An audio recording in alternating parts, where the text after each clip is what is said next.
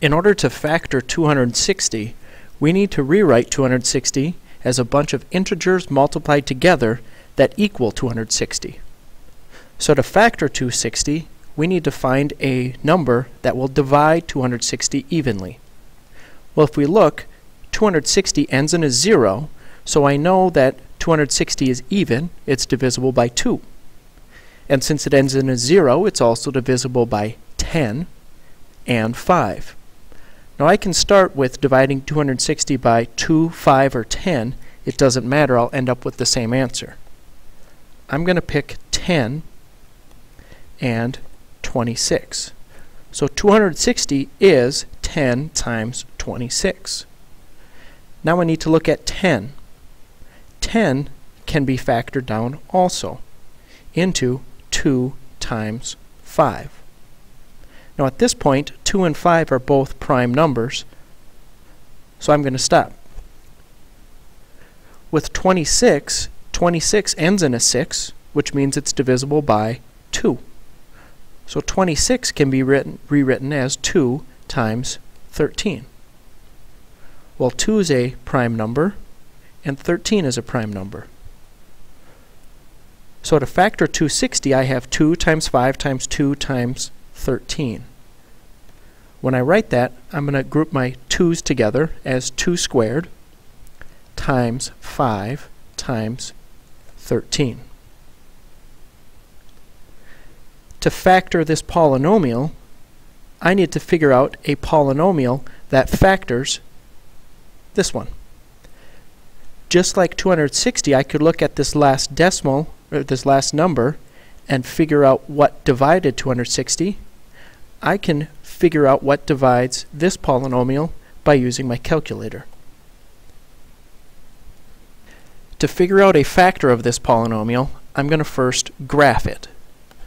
Into y equals, I'm going to enter in x raised to the 4th power plus x raised to the 3rd power plus 2x raised to the 2nd power plus 4x minus 8.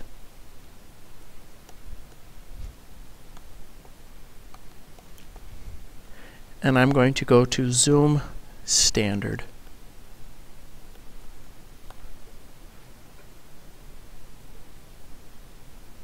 So this graph is this polynomial. And I want to find a factor that divides this polynomial.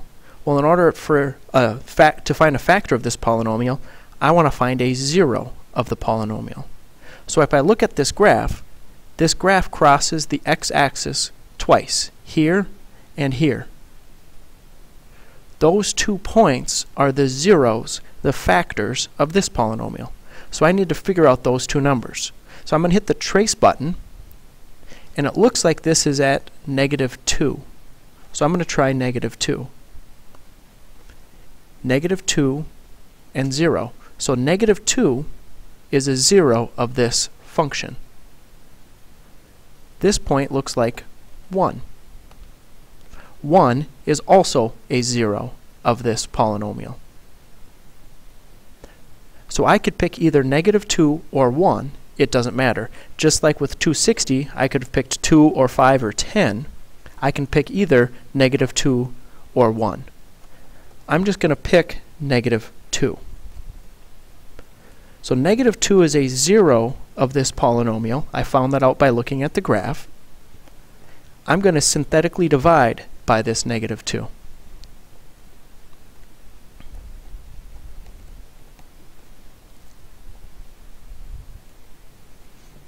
Drop the 1 straight down, multiply, add, multiply, add, multiply, add, multiply. I should get a remainder of 0. If I got a remainder of 0, then -2 is a 0. So if -2 is a 0, the factor would be x plus 2. So the first factor of this polynomial is x plus 2. What I'm left with is x cubed minus x squared plus 4x minus 4. At this point, I want to keep factoring this polynomial. I don't want to go back to the beginning. Just like up here, I didn't go back to 260, I kept going with 10 and 26. I'm going to keep going with this polynomial now. I'm going to graph this function.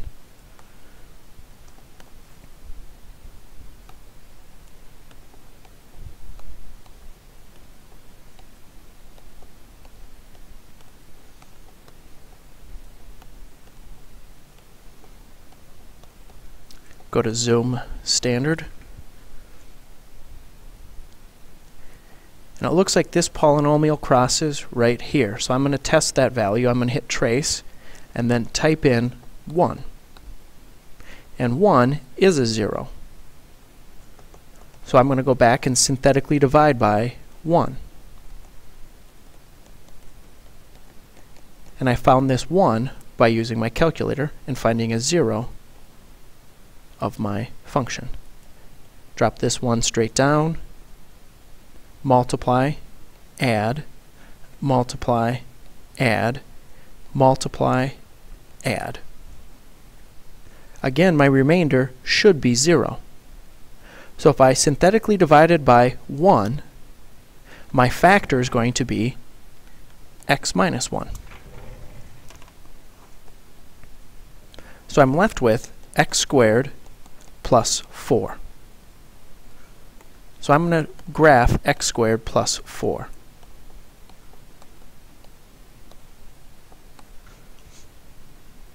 So when I graph x squared plus 4, this graph doesn't cross the x-axis. I have no zeros for x squared plus 4. Well, I actually do have zeros, it's just that the zeros are not real. If you look, x squared plus 4 has imaginary zeros. They're not going to be real zeros. To find those imaginary zeros, I'm going to use the quadratic formula.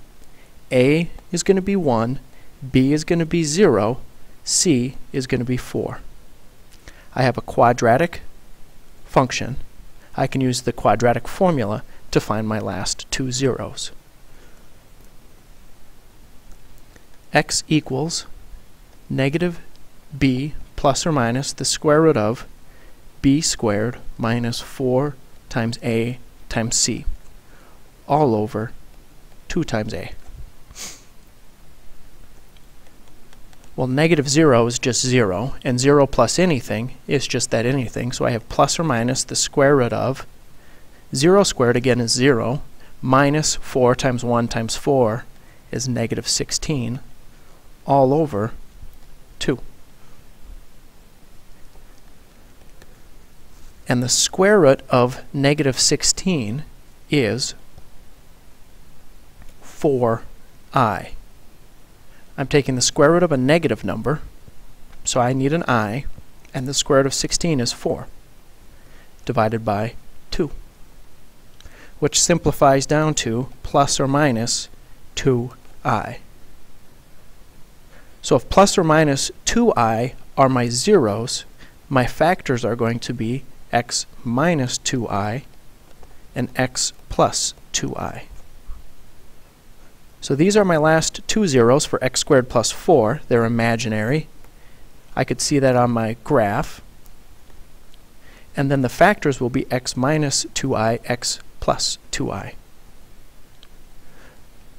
So to completely factor the polynomial, I'm going to rewrite it as a product of all the factors. X plus 2, x minus 1, x minus 2i, x plus 2i. If I multiplied all these factors back together, I would end up with this polynomial. If these are all the factors, the zeros of my function are going to be negative 2, 1, 2i, and negative 2i. If you notice, I have 1, 2, 3, 4 zeros. If I look at the highest power of x, it's also 4. The fundamental theorem of algebra links these two together. The highest degree of x will tell me how many zeros I have.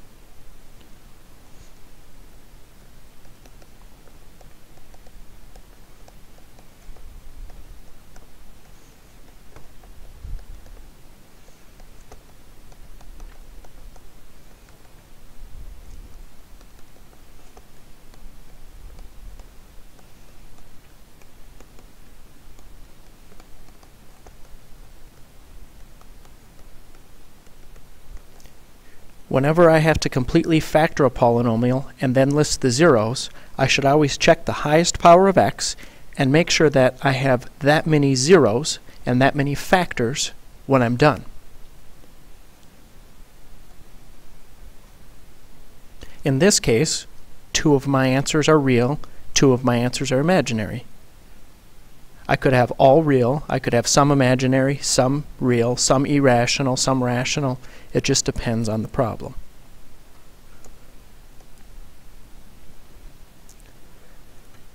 The last example that we're going to look at. We need to write the equation of the polynomial in standard form. And this time we know the zeros. We know a zero is 5i and 2. Now what's unique about this 5i is imaginary. And if you look, to get this imaginary number I had to have plus or minus the square root. So even though I only have one zero listed right here, 5i has a conjugate pair.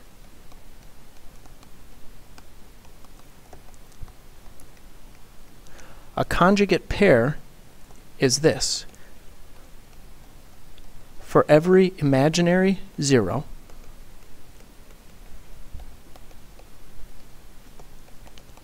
its conjugate pair is also a zero.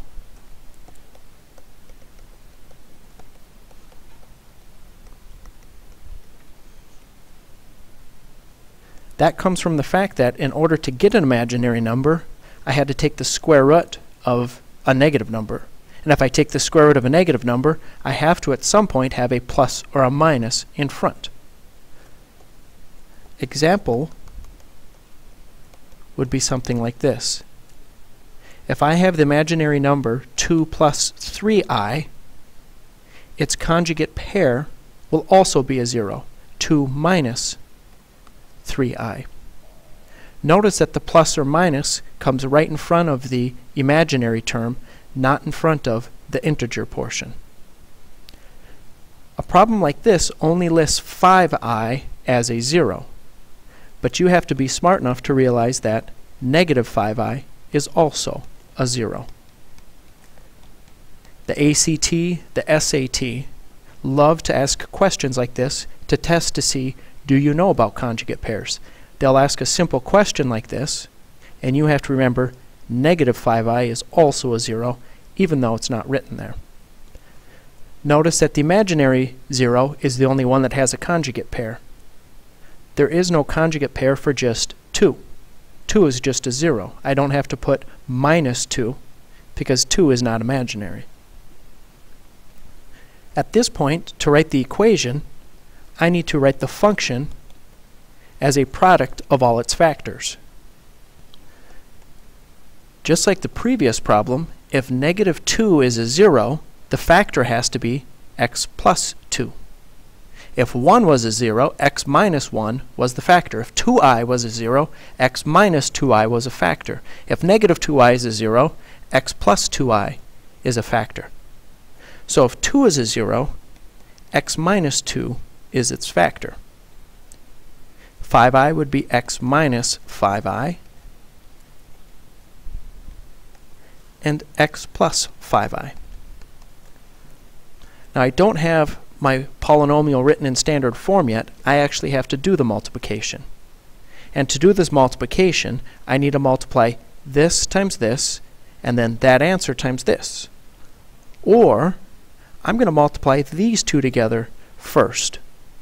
I want to multiply these two together first because they both have an I in them. It's going to make my multiplication a little bit easier. I'm going to leave the x minus 2 out front, and I'm going to multiply x minus 5i, x plus 5i. X times x is x squared. X times 5i is 5ix. Negative 5i times x is negative 5ix. Negative 5i times 5i is going to be negative 5 times 5 is 25. And I times I is I squared. Now I'm going to simplify. X squared plus 5ix minus 5ix, these two terms are going to cancel. And I'm left with negative 25. And I squared, if you remember, I equals the square root of negative 1, which means that I squared is going to equal negative 1. So I'm going to replace this I squared with negative 1. So I really have 25 times negative 1.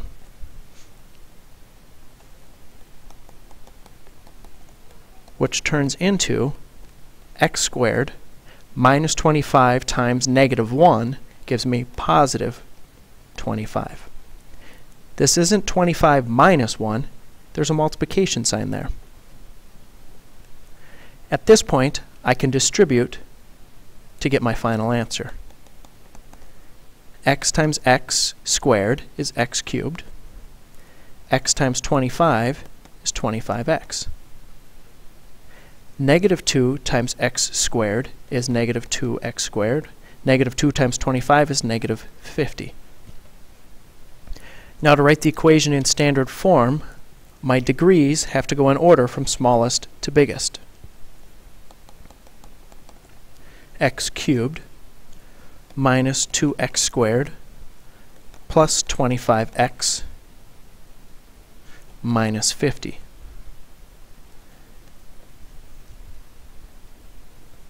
My highest power of x is 3, and I had 3 zeros. I could check this answer by plugging in 2 and negative 5i and 5i to make sure that this gives me 0.